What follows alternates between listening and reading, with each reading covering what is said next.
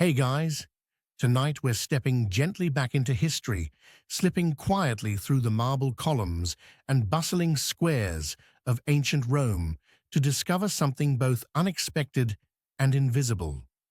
Imagine yourself in a bustling Roman villa, the scent of olive oil lamps softly drifting through the air, gentle chatter murmuring through open corridors.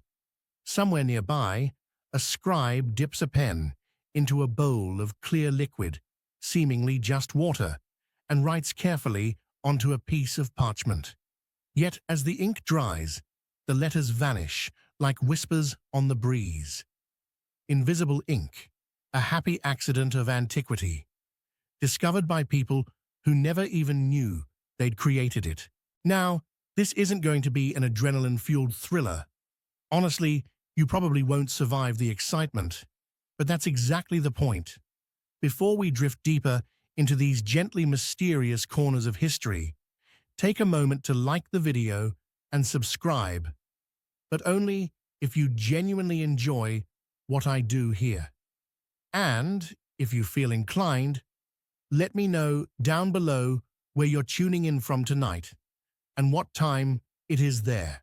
Now, dim the lights, maybe turn on a fan for that soft background hum, and let's ease into tonight's journey together. You sit back comfortably as you imagine Rome in the 1st century AD, a city bustling with life, color, and an abundance of ambitious scribes eager to preserve thoughts, ideas, gossip, and secrets. Among these bustling streets and marble courtyards, amidst toga-clad citizens and markets overflowing with figs and grapes, something quietly revolutionary happened. Letters disappeared, not stolen by crafty thieves or swallowed by raging fires, but simply faded from existence on their own, leaving parchment strangely blank. Now, the Romans weren't exactly known for their humility. They built sprawling aqueducts, roads stretching across entire continents, and amphitheaters that still impress visitors today. But invisible ink, that, surprisingly enough, wasn't on their grand list of achievements. It happened more subtly, in the quiet corners of private villas, or perhaps hidden away in dusty chambers. Picture yourself leaning forward curiously, watching as a Roman scribe, unaware of the magical simplicity of his discovery, patiently dips his stylus into a peculiar liquid. Perhaps distracted by gossip about the latest gladiatorial games or idle thoughts about the price of olive oil, he writes a message onto parchment, clear and wet, then steps away briefly. Moments later, returning to find a blank page, the scribe scratches his head, puzzled, wondering if he'd simply imagined writing those words. What our ancient friend didn't realize was that he had stumbled upon an elegant chemical trick, one that modern chemists casually refer to as acid-base reactions. These scribes were inadvertently writing with diluted acidic substances like lemon juice or vinegar, substances that, when dried, become invisible. It's astonishing how easily something groundbreaking can happen without fanfare, isn't it? You might even smile softly, amused at history's gentle sense of humor. Imagine the frustration, the confusion, the mild annoyance of a Roman businessman whose perfectly penned contract evaporates before his eyes. Yet this mild nuisance quickly turned into curiosity, and then slowly, methodically, into a hidden craft. Letters, invitations, even messages between secret lovers, all vanishing under the gentle warmth of the Mediterranean sun, waiting patiently to reappear at the right moment. Now, don't get me wrong. Most Romans weren't walking around sending each other blank parchments just for kicks. This was a subtle art, practiced quietly and occasionally, often by accident rather than design. It was a playful whisper among friends, a hushed secret between trusted diplomats, or perhaps a cheeky prank at lavish dinner parties. Picture a bored young patrician deciding to amuse himself by penning a witty message, only for it to vanish before his friend's eyes, sparking laughter and bewilderment. Imagine that same friend, months later, discovering the parchment again, accidentally heated by a nearby lamp, revealing the playful teasing message once thought lost forever. Historians aren't entirely certain how widespread this accidental discovery was. Scholars still argue whether the Romans fully grasped the implications of their invisible writing, or if they merely regarded it as an amusing curiosity, an oddity quickly forgotten amid more pressing concerns, like running an empire or plotting political intrigues. Yet, in quiet corners of Roman society, this happy accident slowly blossomed into something remarkable. Even as gladiators clashed and emperors paraded their triumphs through city streets, subtle innovations were unfolding in quieter places. This invisible ink became a kind of secret language, speaking only when gently coaxed out by warmth or certain chemical treatments. It required patience, a soft touch, and a keen sense of timing, perfect for gentle subterfuge or soothingly subtle diplomacy. You stretch slightly, letting these calming historical scenes lull your mind deeper into relaxation. The streets of ancient Rome fade gently around you, replaced by the warmth and calm of your own cozy room. And yet somewhere in the background of your mind, you might quietly wonder, did the Romans realize the gentle revolution they had stumbled into? Perhaps not fully. Perhaps it was just another quietly charming facet of their rich tapestry of discoveries, something they never truly recognized as important. After all, Rome was a civilization filled with accidental discoveries, some monumental, some amusingly trivial. Invisible ink comfortably nestles between these two extremes, whispering quietly, barely noticed, but endlessly intriguing. Tonight, as you let these thoughts gently drift, consider how many quiet, accidental discoveries shape the world we live in, unnoticed, yet essential. And who knows, perhaps tomorrow you'll stumble upon something equally invisible, equally soothing, waiting patiently, in plain sight. You're still nestled in that Roman villa, the hush of its stone walls calming as you follow a curious thread, one that leads straight to a bowl of fruit. Not just any fruit, though. Tonight, your sleepy focus narrows onto a humble lemon, resting quietly on a clay plate beside a parchment scroll. The sun outside flickers lazily through woven curtains, and somewhere in the city, a servant slices citrus to freshen a room. You'd never guess that this tangy little orb would someday be part of the earliest recipes for disappearing messages. Let's rewind. Imagine someone casually squeezing lemon juice into a cup of water, dabbing it onto parchment with a stick or sponge, maybe to test how it stains, maybe just to kill time. The juice dries, leaves no mark, but later, out of idle curiosity, someone holds that same paper near a flame and, voila, letters bloom into life again, curling upward from the fibers, like ghosts rising from papyrus. Roman science, such as it was, didn't exactly operate on the peer review model. There were no formal labs or standardized procedures. Instead, much of it was trial, error, and vibes. A lot of vibes.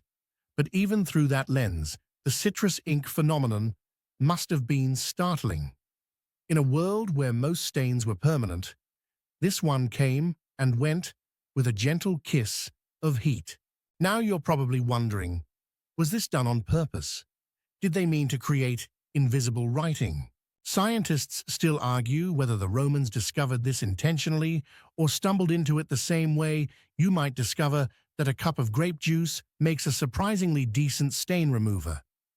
There are scattered mentions in Roman writings of lemon juice being used for cleaning, for healing, even for scaring away insects, but not explicitly for writing. That doesn't mean it didn't happen, just that no one thought it important enough to write down in surviving texts. That, Or they did, and the ink vanished. You smile a little at that thought. Lemon juice, vinegar, milk. These were everyday ingredients, as common in a Roman kitchen as amphorae and olives. It's entirely plausible that someone bored in a bathhouse or experimenting during an afternoon lull in business decided to scribble on parchment with a little fruit juice. When heat brought those letters back to life, it must have felt like low-stakes sorcery. And here's the quirky tidbit of the night. Some Roman children's games actually involved magic messages. There are accounts, though hazy, of children using mixtures like milk and vinegar to hide notes from adults. A bit like early spycraft, but with giggles and grape-stained fingers. Of course, lemon trees weren't native to Italy during the early Republic. They likely arrived from Persia or India via trade routes through Egypt. So the wide availability of citrus and its curious properties really flourished during the Roman Empire's later days, when culinary imports and botanical experimentation were all the rage among the upper class. Picture a rich Roman noblewoman reclining on a couch in a luxurious garden, sipping citrus-infused water and watching her daughter write a message with diluted juice, laughing as it vanishes in the breeze. Later that evening, a servant lights the brazier, and the ink dances back into visibility like a well-behaved ghost. Now, let's pause for one quietly dazzling science fact. When lemon juice is exposed to heat, it undergoes a mild oxidation process. This causes the sugars and acids in the juice to react with the paper fibers, creating new chemical compounds that are brown in color. That's what you're seeing when the invisible writing appears. The ink was always there. It just needed warmth to be coaxed into view. It's a soft kind of science. Nothing explodes, no lab coats required, just a candle, a bit of fruit, and the patience to wait. Modern experiments have confirmed this phenomenon, of course. You might have even done this in school, writing secret messages with lemon juice, holding them near a lamp. But knowing the Romans might have done the same thing nearly 2,000 years ago, that adds a layer of dreamy, cozy magic to the whole affair. Some historians think early examples of this technique were used not for secrecy, but for novelty. Little tricks to amuse guests or decorate party invitations, like ancient thermal ink. It wasn't until centuries later that the method got repurposed for more serious uses, military messages, coded instructions, perhaps even revolutionary correspondence. But in Rome, it probably began as a harmless game. A whisper, not a shout. That's part of what makes this story so sleep-friendly. It's not about war or chaos or conspiracy. It's about quiet accidents, about someone somewhere, hundreds of years ago, putting a scroll near a hearth and realizing there was more to their lunch fruit than met the eye. Imagine you're that person. You're seated near a low fire. You've just written something silly in lemon juice. You toss the parchment aside, distracted by something else.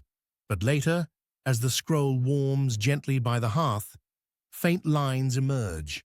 A letter to a friend, a joke, a doodle. And you stare at it, wide-eyed, as if you've just performed a miracle. You probably didn't shout or run around the villa screaming. You probably didn't call the emperor. More likely, you just did it again and again. And maybe the neighbor tried it too. Maybe that's how little things spread back then. Quietly, across kitchens and courtyards, over cups of wine and shared olives. And so you close your eyes, letting that lemon-scented parchment curl gently in your mind, warmed by firelight and forgotten time. The ink vanishes again, not out of fear, but because that's what it does. A slow science, a gentle one, made not to shock, but to soothe. Now you find yourself at a cluttered Roman desk, not a modern workspace with blinking screens and coffee cups, but a wooden table scattered with scrolls, inkwells, and dried herbs. Seated here is a man named Pliny, Pliny the Elder to be precise, known for writing down pretty much everything he saw, thought, or vaguely heard about. If ancient Rome had a podcast, Pliny would have had 15. He's one of the few people from that time who seemed determined to record the entire world before lunch. You lean in, watching him dip a stylus into an inkwell, the parchment beneath his hands covered in neat, looping letters. Among the thousands of pages he left behind in his Naturalis Historia, there's something that catches your sleep-fogged attention. Notes on how certain organic substances, like milk or onion juice, could be used to write messages that only appear with heat or specific light. He didn't call it invisible ink, of course. He called it whatever Latin equivalent of weird writing juice may have been appropriate at the time. But even without knowing the term, he described its effects in that curious, plodding way of his, like a friend slowly walking you through a recipe while repeatedly pausing to point out what he's pretty sure happens next. What makes this especially charming is that Pliny wasn't trying to invent espionage techniques. He just loved cataloging the odd. He was the sort of person who might note that some beetles glow in the dark, but wouldn't necessarily wonder why. He wrote about chameleons, volcanoes, ink made from octopus, and, buried in all of that, a hint about secret messages. It's the classic Pliny move. You come for a description of how olive oil can cure sunburn, and you leave with a paragraph about citrus-based ink that only shows up when you toast your parchment like a slice of bread. Now here's your mainstream science fact for the night. Many plant-based fluids, like those from lemons, onions, or even diluted honey, contain mild acids and sugars. These interact with the cellulose fibers in paper or parchment in such a way that once heated, they brown before the rest of the material does. It's a mild oxidation effect, like the science version of your toast getting golden before it burns. That's the visible magic. But the quirky tidbit: Pliny also recommended using the milk of a woman who had just given birth to treat various ailments, and suggested it might be useful for writing too. You pause, blinking slowly. That's not a bedtime science fact you'll hear every day. And no, we're not making that up. He wrote it down with the same confidence he applied to facts about rhinoceroses fighting elephants. Historians have long puzzled over how seriously to take Pliny's writing. Scientists still argue whether he truly understood the chemical behaviors of what he was describing, or if he was simply repeating recipes that had been floating around marketplaces for generations. Was he a curious observer, a collector of folk science, a scientific pioneer, or just a really enthusiastic gossip? Maybe a little of all the above. As you rest deeper into your pillow, you imagine him scribbling frantically while someone described an odd trick their cousin used with warm milk and old parchment. Pliny probably nodded along thoughtfully, then wrote it all down next to an unrelated note about how sea sponges might predict the weather. That's part of the charm. He wasn't filtering what seemed credible or not. He was documenting, preserving a mental museum of curiosities. That same collection is why we know that Roman scribes likely dabbled with invisible ink centuries before it became a formal tool of spies and diplomats. Even if they didn't know the science behind it, even if they couldn't explain the chemical reactions involved, they saw it happen. They wrote it down. They passed it along. Imagine the parchment drying beside a brazier, the heat slowly coaxing brownish letters into existence. You lean closer, lips parting just slightly in surprise. A message appears, one you had forgotten, or maybe never expected to read. You don't gasp or shout. You just smile faintly and file the moment away. Invisible ink, courtesy of nature, filtered through the eyes of an over-caffeinated Roman author who thought everything was worth noting. And honestly, thank goodness for that. Without people like Pliny, half of the small mysteries of the ancient world would have vanished like lemon juice on parchment. Now, for a moment, let yourself imagine what didn't get written down, what Pliny missed, or what scrolls turned to ash in fires and floods. Maybe whole recipes for invisible dyes made from flower petals, or letters exchanged between friends and lovers, secrets rendered invisible by accidents and rediscovered centuries later. Maybe even grocery lists that never reappeared, lost to history thanks to a poorly timed breeze and a curious bottle of vinegar. The Romans didn't leave us spy manuals. They left fragments, curiosities, whispered possibilities tucked into the dusty corners of books, like Naturalis Historia. It's up to us to lean in, squint gently at the fading pages, and let our imaginations fill in the rest. You shift slightly, more relaxed than before, your thoughts as soft and faded as invisible writing waiting to return. You're still with me, settled into your pillows, the room quiet, your mind floating somewhere between ancient Rome and the edge of a nap. Let's now turn our attention from scholarly curiosities to something a little more covert: espionage in the Eternal City. Yes, even in an empire famed for loud parades, marble speeches, and dramatic betrayals on the Senate floor, secrecy had its place, and sometimes it whispered its secrets in invisible ink. Imagine the Roman Empire not as a fixed thing, but as a living organism, pulsing with correspondence. Letters passed between governors and generals, messages carried by horseback over long, dusty roads, through forests and over rivers. In some cases, those messages may have contained more than met the eye. While the most famous spies of history may not have worn togas, espionage in ancient Rome was very real. Emperors kept their ears open through complex webs of informants, many of whom needed a way to pass information without getting caught. And while codes and ciphers are the flashier cousins in the secret message family, invisible ink, well, that's the quiet, elegant one at the dinner party. You picture a Roman courier sliding a rolled parchment into his satchel. At first glance, it's just an empty scroll. But under heat, a few lines of faint brown letters bloom to life. Troop movements, diplomatic instructions, or perhaps simple warnings like "don't trust the man in red." Did it happen exactly like that? We can't say with certainty. Scientists still argue whether the use of heat-reactive inks in espionage was widespread or rare, accidental or intentional. But we do know that the techniques were there. The ingredients existed, and so did the need to communicate in ways that could be hidden in plain sight. Here's where it gets juicy in the most soothing way possible.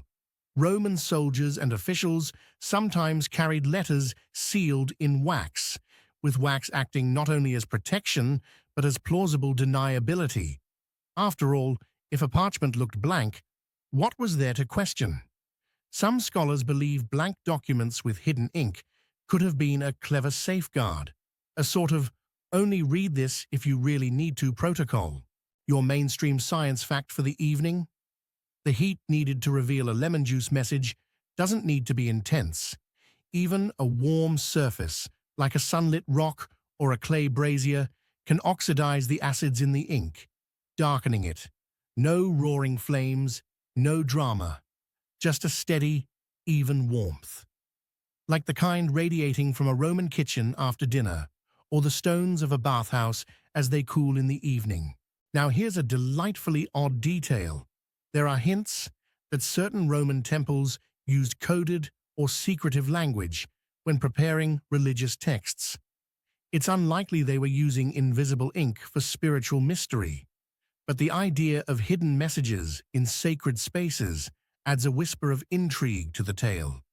Maybe a priest, eager to keep a special rite from prying eyes, used some diluted plant extract to conceal a phrase. revealed only in firelight during a moonlit ceremony.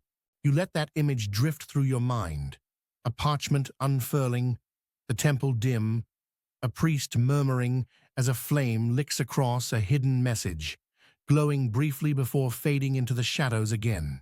Meanwhile, outside the temples and courts, Roman society teemed with clever minds, inventors, artists, herbalists, pranksters. It's not hard to believe that some of them would stumble upon invisible ink, delight in it, and quietly put it to use. This brings us to the idea of personal espionage, not statecraft, but secrecy between individuals. Lovers separated by geography, partners involved in forbidden relationships, or friends involved in some semi-harmless political intrigue.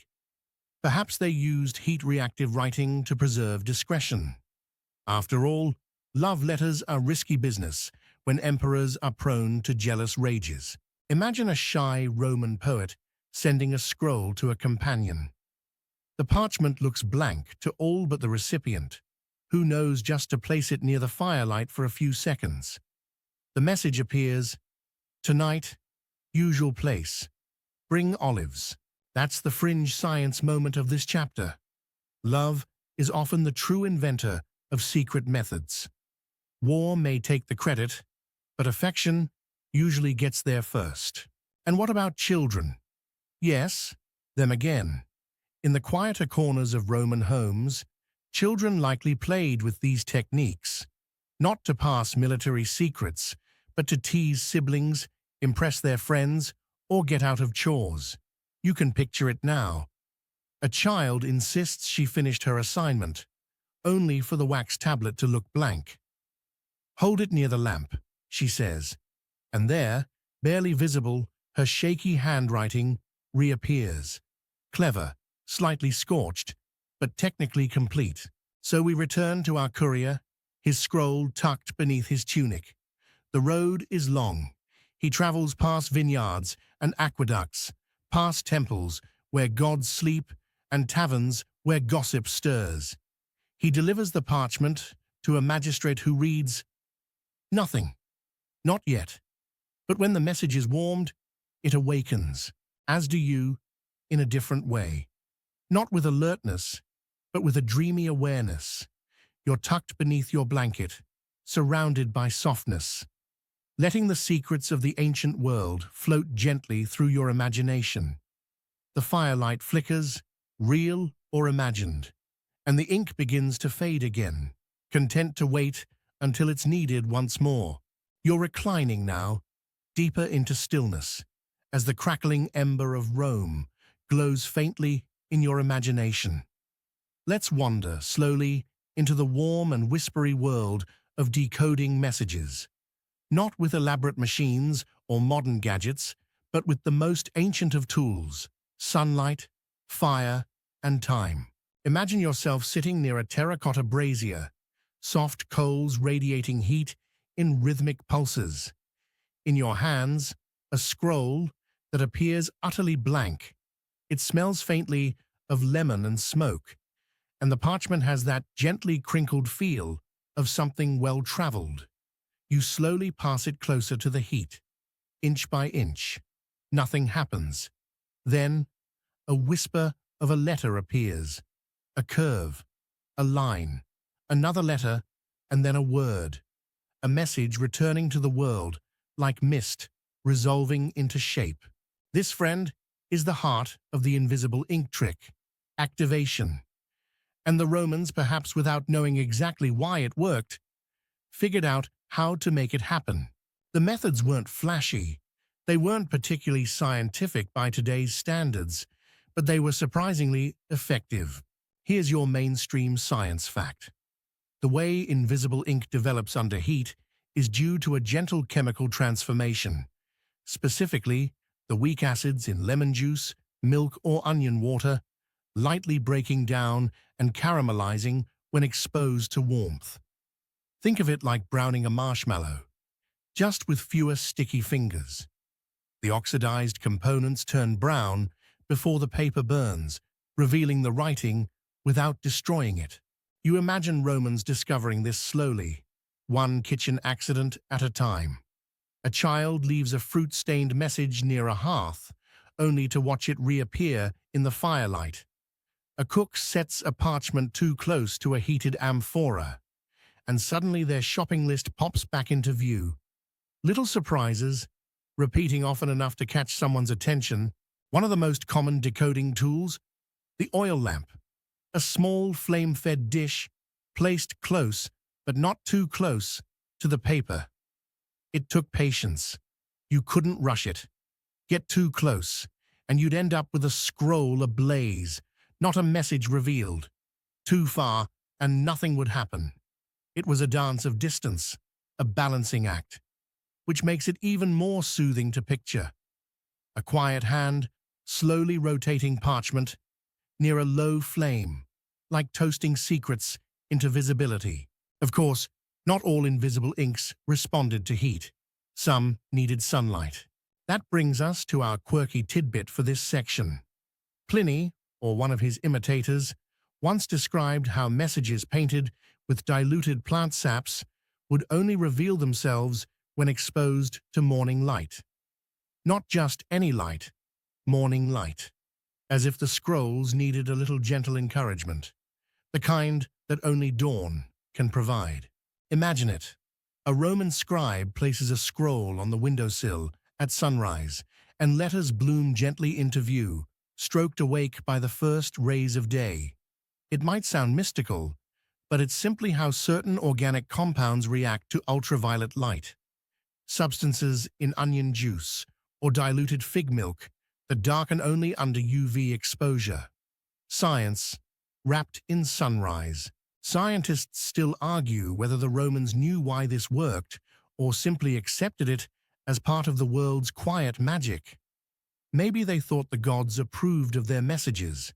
Maybe they didn't care. Maybe it was enough to know that if you left your letter in a beam of light long enough, the words would appear like loyal ghosts. Now, let's step for a moment into a Roman villa.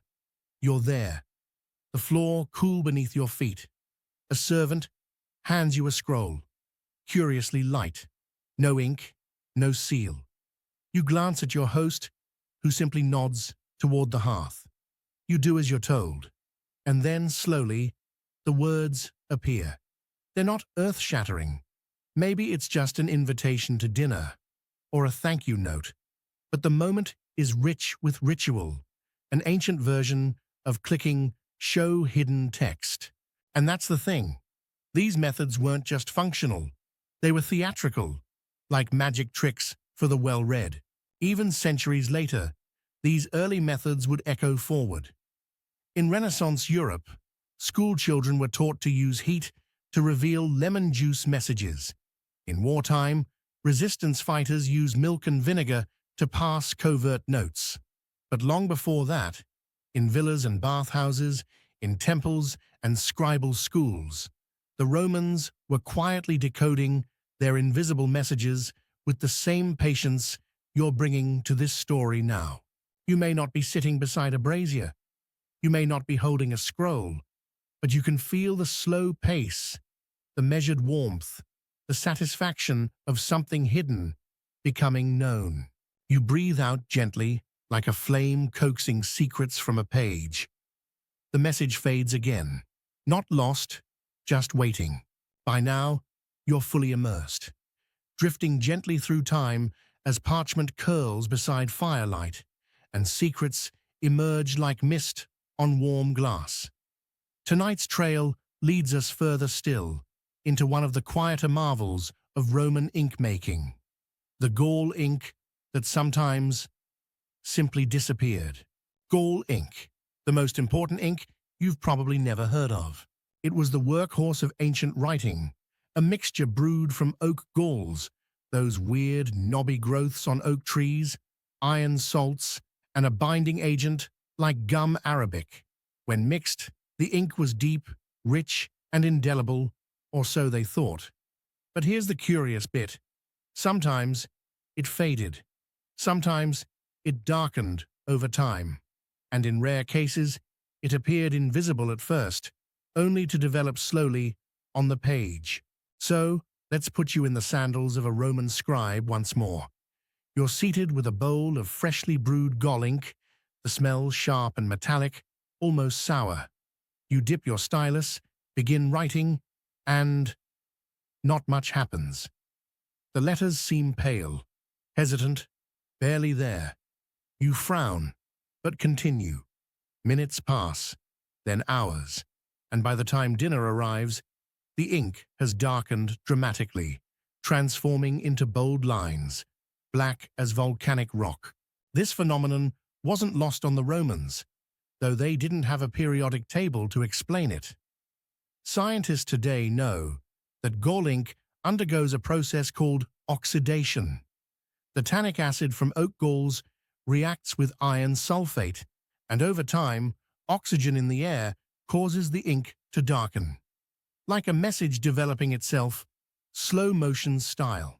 Mainstream science fact: this same gall ink, albeit with a few medieval upgrades, was used to draft the Magna Carta, write Beethoven's compositions, and document thousands of royal decrees. But its earliest versions? Rome, quietly, patiently, setting the stage for centuries of writing. Now for your quirky tidbit. In particularly humid or acidic environments, some ancient gall ink reverses itself, fading dramatically to near invisibility. A scroll left too close to steam or stored in a damp basement might seem blank to a casual reader. Only under forensic light or with modern chemicals do the letters re-emerge like ancient sighs. Imagine that, a Roman diary, lost for centuries, pulled from the ashes of time, its pages appearing blank. Until one day, under just the right conditions, someone watches the text blossom back into life. A restoration, not of paper, but of meaning. Now imagine that happening unintentionally. A general sends orders written hastily with fresh gall ink. The messenger gallops off, scroll bouncing at his side, exposed to sweat and sunlight. By the time it reaches its destination, the message appears faint, almost gone. Panic, confusion. And then slowly, the orders return, darkening hour by hour like a sunrise in reverse. Scientists still argue whether this disappearing act was ever intentionally used. Was it exploited for secrecy? Or was it just an inconvenient quirk of the chemistry that Roman scribes learned to live with? Let's imagine both. Picture two senators exchanging notes across the Senate chamber. The ink is faint, as if the words are whispering even as they're written. By the time the note reaches the recipient's hands, it's already growing bolder, as if gaining confidence mid-journey. Or imagine a scroll found in the ruins of Herculaneum, charred and unreadable. Centuries pass, technology advances, and under hyperspectral light, letters, faint and oxidized, begin to appear again. Not dramatic proclamations or military orders, but a shopping list. Olives, fish sauce, honey, a normal day, held in ghostwriting. It's these small things that breathe warmth into history, not just empires and battles, but ink and paper, smudged fingers, and accidental discoveries. And here's a quiet joke from the past. Some scribes, realizing their gall ink took a while to darken, would doodle while waiting. Tiny cartoons in the corners of scrolls. Nothing official, just a man with too much time and a slightly mischievous stylus. These sketches remain, sometimes darker than the words themselves, as if the ink preferred the punchline. So as you rest now, imagining those slow darkening letters, remember, not all messages are meant to be read instantly. Some arrive in whispers, revealed over time, like dreams that linger at the edges of sleep. Let them fade for now. They'll return when you're ready. Let's linger now in the quieter chambers of Roman politics, where words mattered more than swords, at least until they didn't. You're standing in the atrium of a grand house, sunlight filtering through latticed windows. A high-ranking official sits before a low writing table, quill in hand, parchment unmarked. He's composing a letter. Nothing scandalous, nothing fiery, just a little too sensitive for public eyes. This is where invisible ink begins to slide from novelty into necessity. You may not think of Rome as a place full of classified information, but consider it. Governors ruled distant provinces, military commands shifted with a word, and alliances hung on phrases.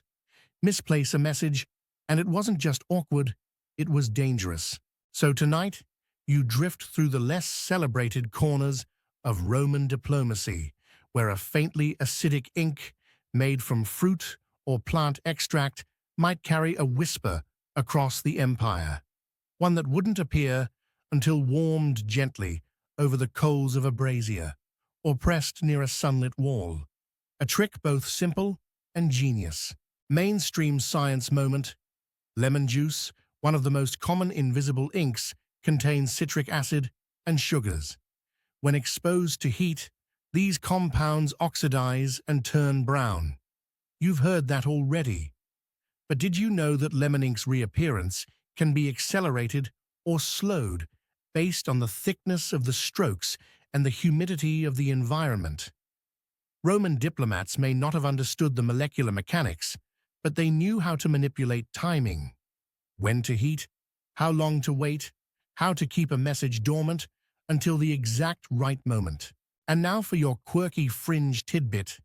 There's loose evidence that some Roman scrolls were double-written. Visible text in dark ink layered over invisible text beneath, like a parchment sandwich of secrets. A merchant might write a business inventory on the surface while a second message lay dormant underneath, only revealed with fire or steam. Practical, yes. A little sneaky, absolutely.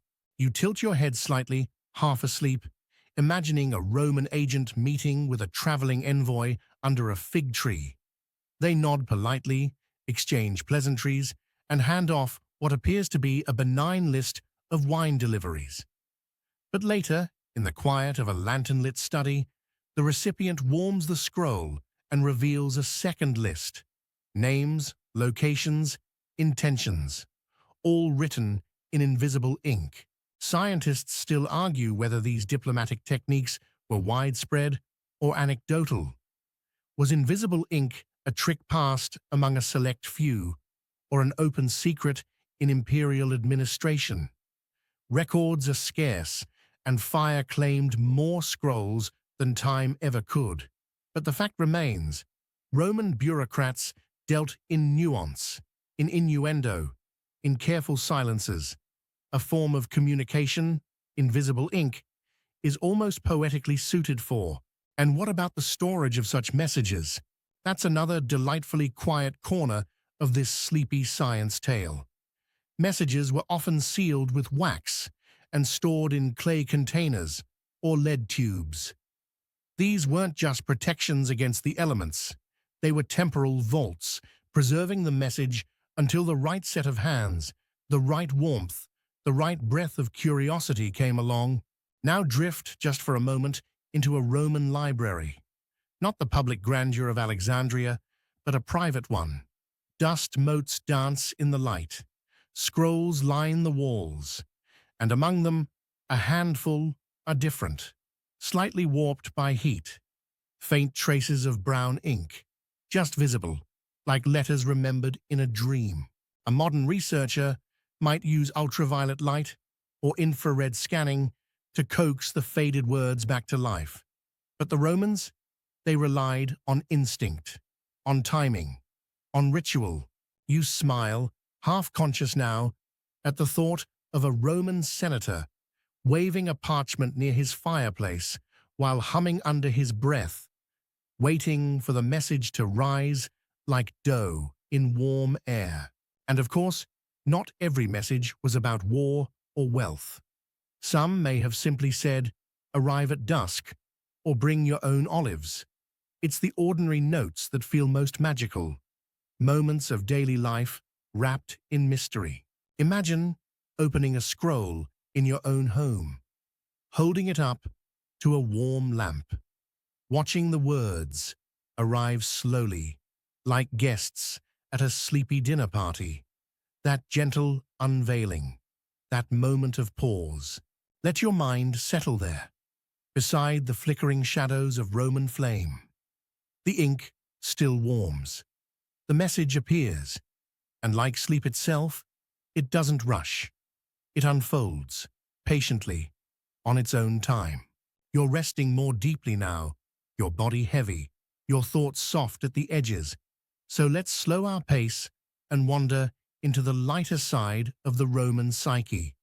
Not diplomacy, not science, not even war. Tonight, we explore something far more human: mischief. Because, yes, among all the grand amphitheaters, marble forums, and philosophical debates, ancient Rome had its pranksters. And it turns out that invisible ink wasn't just the quiet servant of serious affairs. It was also the perfect tool for gentle, silly chaos. Imagine a Roman feast in full swing. Guests recline on cushioned couches, figs and roasted chestnuts scattered across silver platters, the wine flowing freely. A host smiles slyly as he hands a guest a seemingly blank scroll. The recipient, curious, holds it near a lamp and bursts out laughing. The message reads something ridiculous, maybe a crude sketch, maybe just, "You eat like a goat." Invisible ink as a party trick. Simple, elegant, harmless fun for the toga-clad elite. Mainstream science pause here.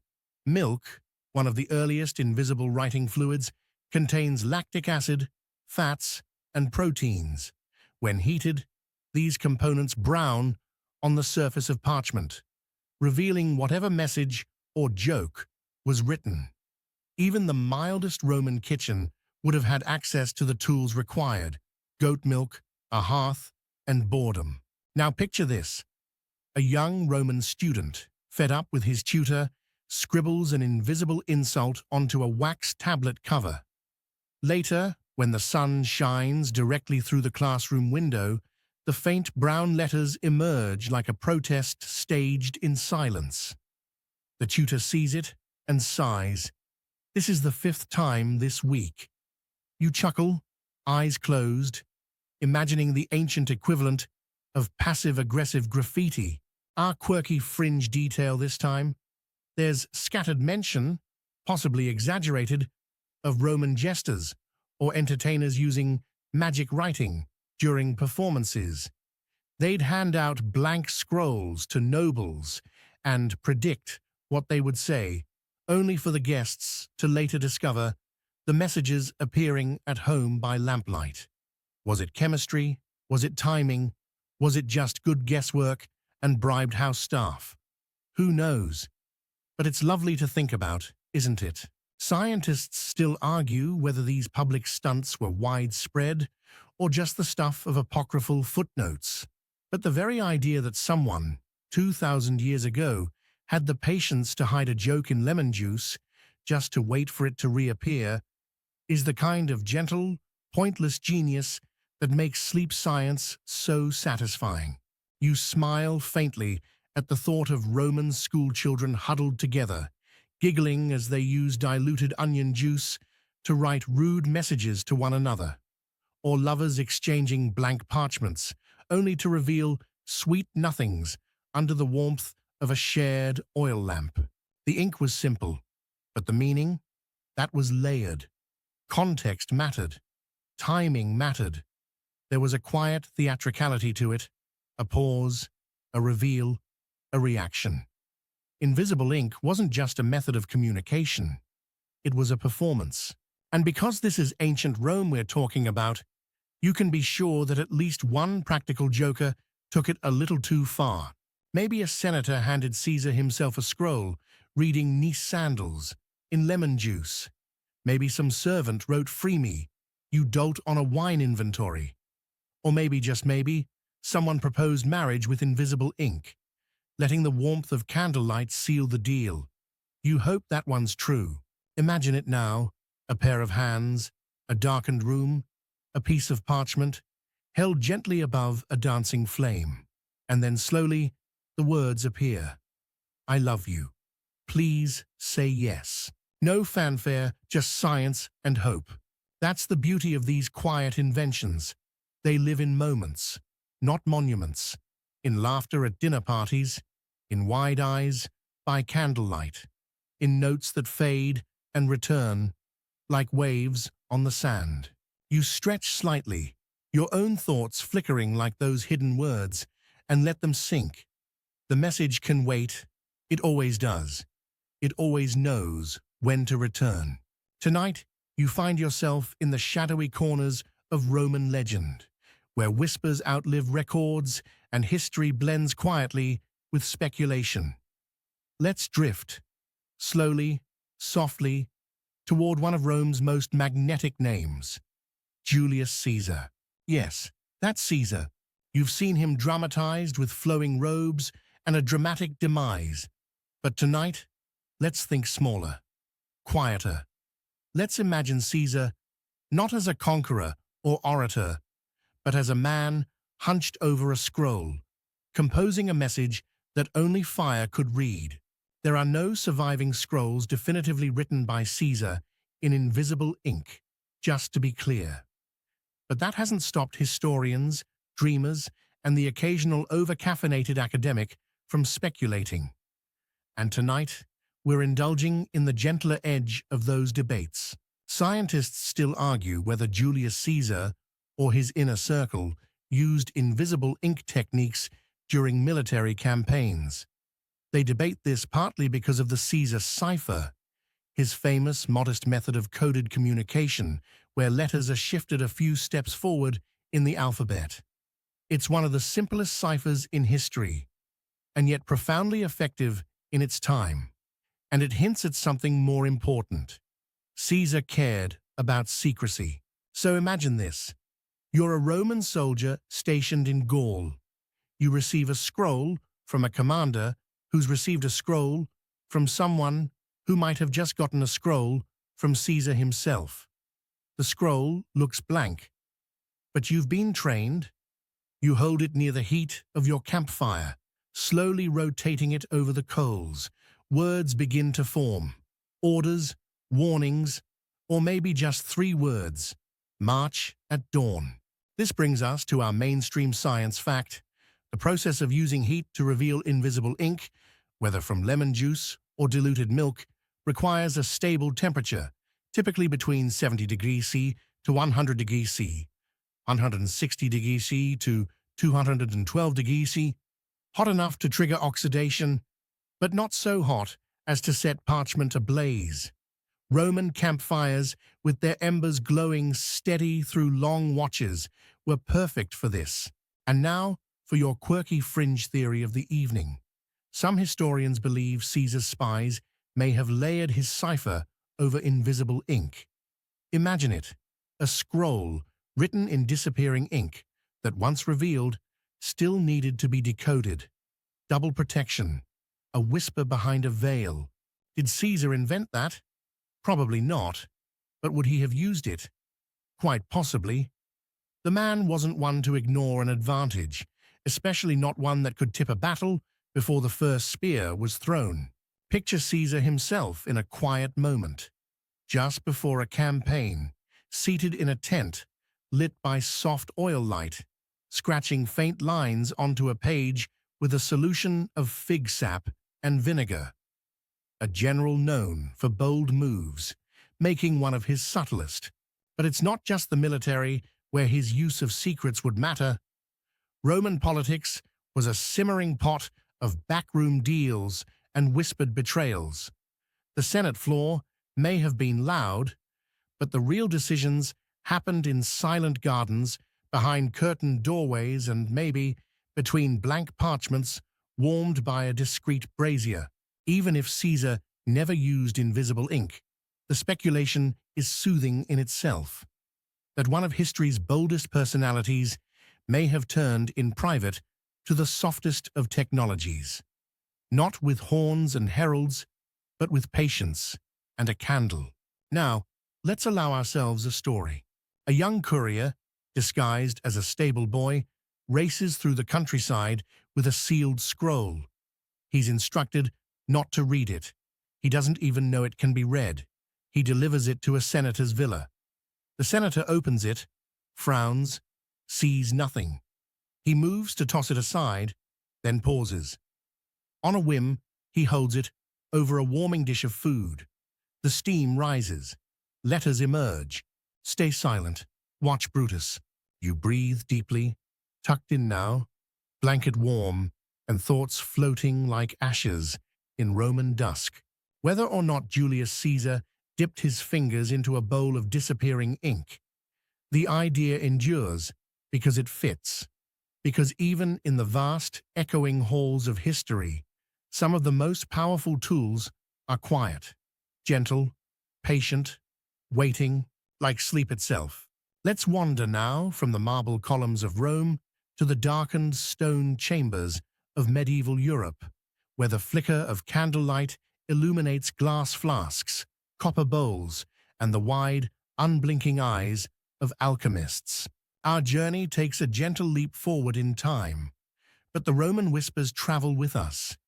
Because although the Romans may not have named or perfected invisible ink, their quiet discoveries laid the foundation for the curious minds who came after. Tonight, you're in a small, cluttered study. Bottles filled with viscous liquids line crooked shelves. A heavy wooden desk holds a parchment already speckled with scorch marks, and seated beside it, an alchemist, equal parts philosopher, inventor, and hopeful magician. He's not trying to write a love letter or a military command. He's experimenting, always experimenting. He dips a reed quill into a mixture of alum, gall, and a splash of vinegar. The ink goes on faint, almost clear. He waits. He holds it over a flame. Words emerge. He nods, sips something that's probably not wine, then writes again. Mainstream science fact: the materials available to medieval alchemists, like iron sulfate and tannins from gallnuts, are chemically similar to what Roman scribes were using. But the alchemists, obsessed with transformation, viewed invisible ink not just as a writing tool, but as symbolic. Ink that changed form, revealed secrets, or responded to fire. That wasn't just useful. It was proof of hidden knowledge, proof the universe liked to whisper. And here's your charming fringe detail. Some alchemists used their knowledge of invisible ink to encode their own treatises, hoping only the worthy would decipher their findings.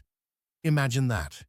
Instructions for turning lead into gold, written in lemon juice, hidden on the back of a shopping list.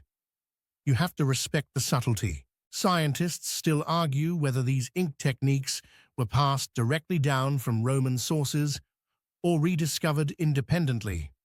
But we know some Roman texts survived in fragmented form, copied by monks, preserved in libraries, passed along like sacred relics of logic and law. One of the most influential compilations, Pliny's Naturalis Historia, whispered its odd ink recipes forward. His casual notes about onion juice and fig sap weren't lost on the curious monks and scribes who clung to every ancient syllable like it was a map to enlightenment, or at least to better parchment preservation. Imagine a monk in a chilly stone scriptorium, hunched over a desk, nib pen shaking slightly from the cold. He scratches a few words onto a scroll, using a pale, homemade ink. Later, another monk applies gentle heat to the page, and a hidden note appears. The abbot snores louder than the bell tower. Mischief survives every century. But it wasn't all jokes and riddles. Some invisible inks were used to encrypt real knowledge. Recipes, formulas, cures. These weren't pranks. They were safeguards. Because during certain times in Europe's tangled past, knowledge itself could be dangerous. Best to hide it in the folds of parchment and trust that fire or time would one day bring it back. And so the legacy of Rome endured, not just in architecture or law, but in heat-sensitive scribbles passed from one quiet desk to another. Even as the empire fell and kingdoms rose, the ink remained, waiting in letters, in ledgers, in diaries, waiting for the right warmth. Now, here's a quiet twist. Some alchemists believed that invisible ink had moral properties, that the act of hiding words in clear liquid was itself symbolic, representing truth revealed only through patience and discipline, a metaphorical unveiling. In that sense, they weren't just writing messages. They were writing meditations, lessons, little parables scrawled in onion juice. You close your eyes and imagine that study again. The flicker of candlelight, the soft clink of glass bottles, a scroll lying nearby, seemingly blank, until the candle's heat creeps across it. Then slowly, delicately, words bloom, like pressed flowers, returning to color. Observe in silence, record with care, reveal with fire. Not a recipe, a way of thinking, and perhaps a way of dreaming. So as you lie back now, breath slowing, thoughts curling gently inward, remember that even in the darkest centuries, curiosity found a way to glow. Sometimes in bronze, sometimes in fire, and sometimes in ink that waited quietly to be seen. The night is quiet now. Your body feels like it's been part of this journey all along, moving gently through time, led not by footsteps, but by parchment and ink. And tonight, we arrive at a city frozen in time. Pompeii.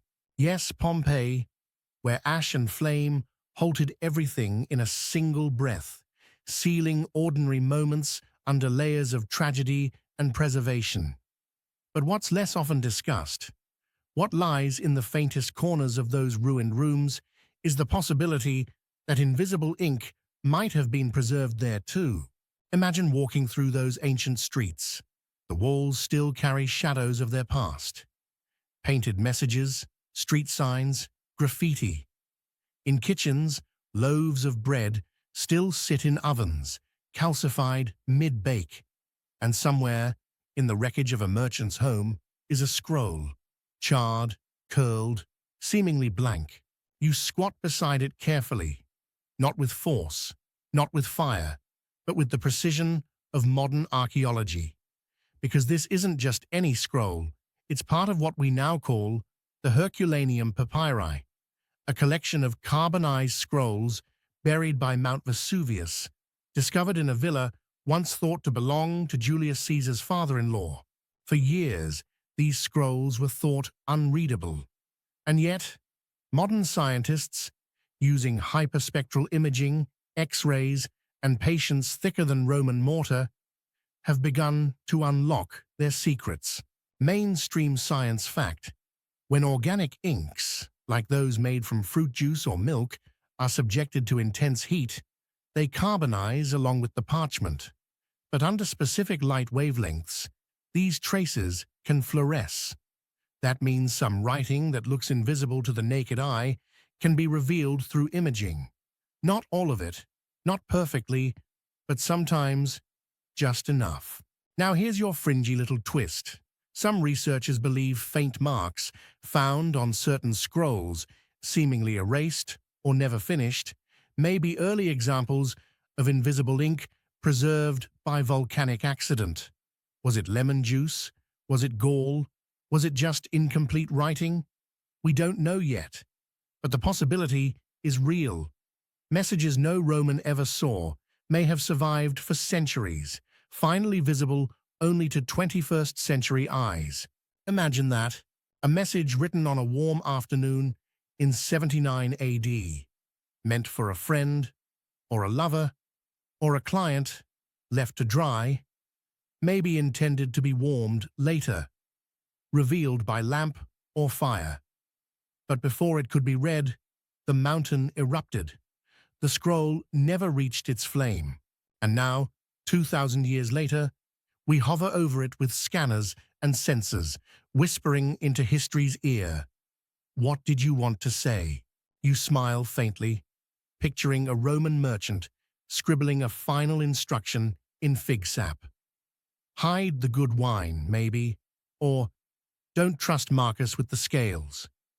Then the earth trembles, the air thickens, and the message is lost, until a technician in a lab across the world, centuries later, watches ghostly letters crawl back to life under ultraviolet light. Scientists still argue whether invisible ink can survive such extreme temperatures. Some say the heat would obliterate it completely. Others argue that carbonization can, paradoxically, preserve the shape of ink strokes even if the ink itself is gone. And now, the most quietly magical detail. Some ancient scrolls from Herculaneum have visible writing layered over faint marks beneath. Marks that might have been invisible when first written. What does that mean? Maybe rewrites, maybe corrections, or maybe secrets. Words meant to stay quiet. Words that thought they were safe from time. You shift slightly in your bed, the blankets rustling like old paper. Your breath, slow and soft, matches the silence of the libraries lost to fire, dust, and chance. There's something profoundly gentle about the idea that not all messages were meant to be permanent, that some were meant to vanish and only return when the time and the warmth were just right. And here we are, warmth and time. You, tucked in, the air still, and somewhere, under ash or folded in a drawer, a scroll still waits, its message unread but not forgotten. Maybe it was nothing important, or maybe it was just one word. Home. Tonight, let's take a few quiet steps deeper into the silent world of Roman espionage. Not the flashy cloak and dagger kind. No poison rings or rooftop chases here. Just parchment, patience, and a very Roman kind of subtlety. You're standing now in a cool, windowless chamber beneath a villa in the countryside. Shelves line the walls, scrolls bundled in twine, tagged with wax seals. A low table holds a brass oil lamp and a handful of dry ink pots. A man sits across from you. His name isn't recorded anywhere. He has no statue, no monument, but he was a messenger, perhaps more than that. He passes you a scroll that looks empty. He doesn't speak. He doesn't need to. You walk to the brazier. You know the drill. You unroll it slowly, hold it gently above the warmth, and watch as the ink begins to appear. Troop counts, names, meeting times, a complete field report. Hidden, then reborn. Scientists still argue whether organized Roman spy networks used invisible ink consistently, or whether it was the improvised tool of clever individuals operating on the fringes of empire.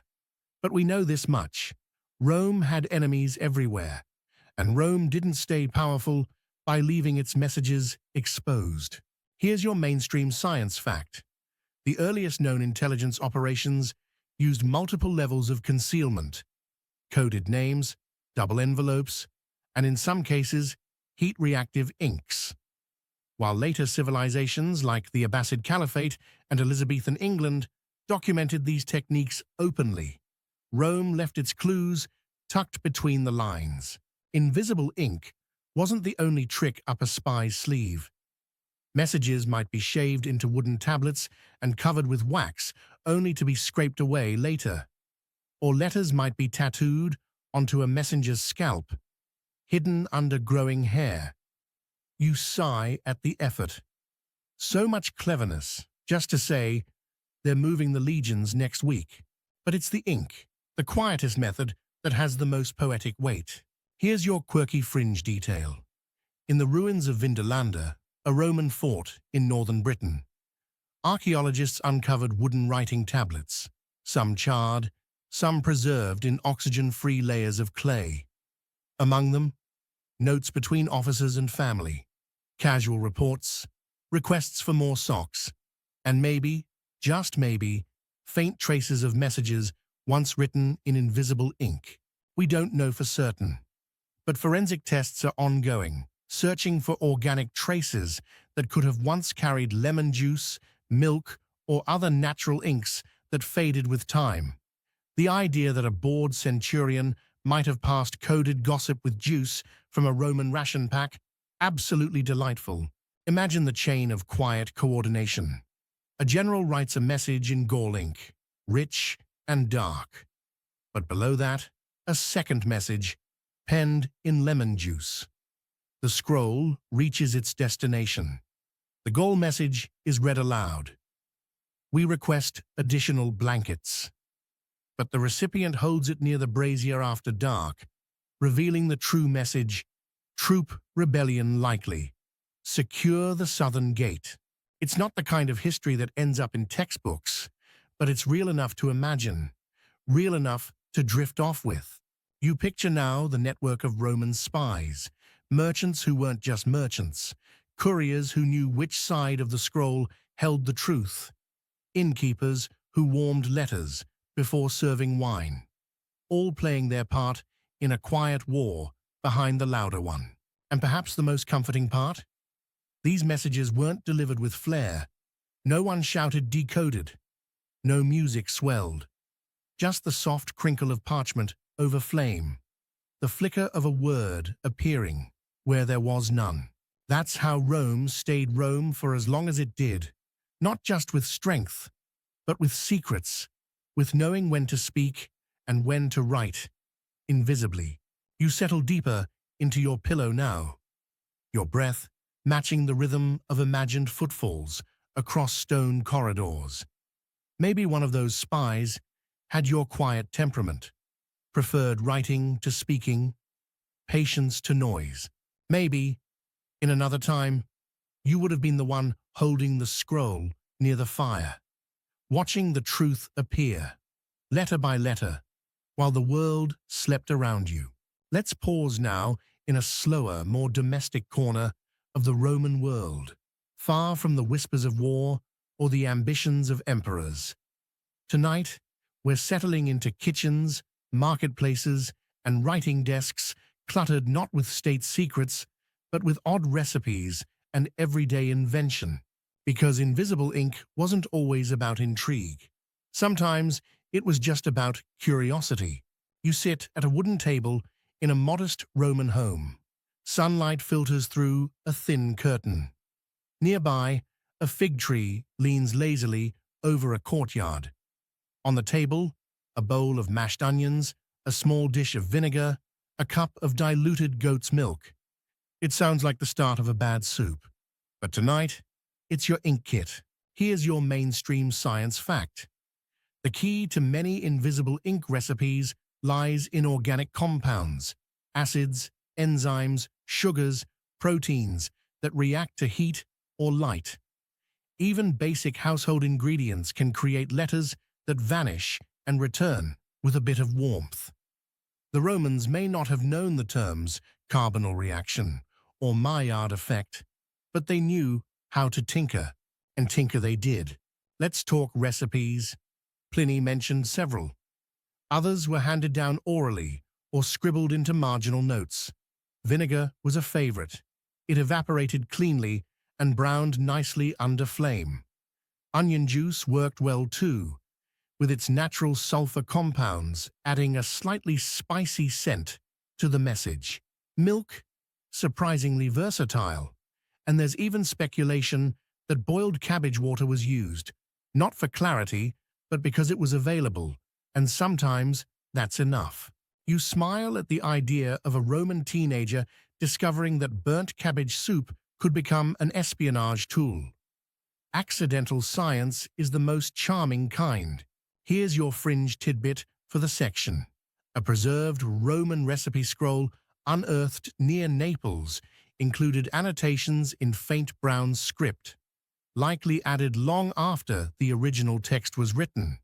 Some historians believe these additions were jotted down using organic ink mixtures, possibly to test ideas without permanently altering the main recipe.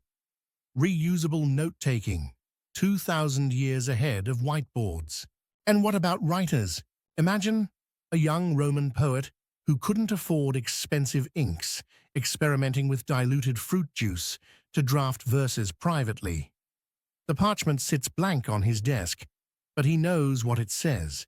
He reads the words aloud to himself before sleep, the scroll warming in the lamplight beside him. Maybe a housewife scribbles a personal reminder on the back of a tax scroll, hoping it will fade before her husband sees it. Maybe it says, "Buy more honey, hide the amphora." Scientists still argue whether these ink mixtures were widely used for everyday tasks or remain the domain of scribes, pranksters, and spies. But we know the ingredients were there, we know the effects were noticed, and we know the Romans were endlessly inventive. You're reclining now, more dream than thought, picturing a market stall where someone sells bundles of pale parchment and tiny flasks labeled "only appears when warm." Not a joke, not a spell, just early chemistry, in clay pots. It's easy to romanticize ancient technology, to imagine it always wrapped in myth or shrouded in secrecy. But much of it was like this: practical, imperfect, and discovered by people who were bored, curious, or a little of both. And maybe that's what makes it so sleep-friendly. Because when you write a message in vinegar and onion juice, you're not just hiding words, you're joining a chain of soft experimentation stretching back thousands of years. A shared language between eras, a reminder that every civilization, no matter how grand or fragile, began with someone scratching invisible words onto parchment and saying, "Let's see what happens." You drift now into the quiet hum of that experiment. The scroll is still warm, the ink is still fading, and in your mind, the room glows gently with soft Roman sunlight. We've journeyed through the flames of Pompeii, through pranksters, poets, and spies, but tonight we slow down even more to trace the path of something surprisingly modern. How ancient Roman invisible ink quietly helped shape the Renaissance and the science that followed. Yes, lemon juice and onion water made their way into the hands of Galileo's great-grandfathers. You're in Florence now, or maybe Venice, or Prague. The year is somewhere in the 1400s. The world is rediscovering things it forgot it once knew.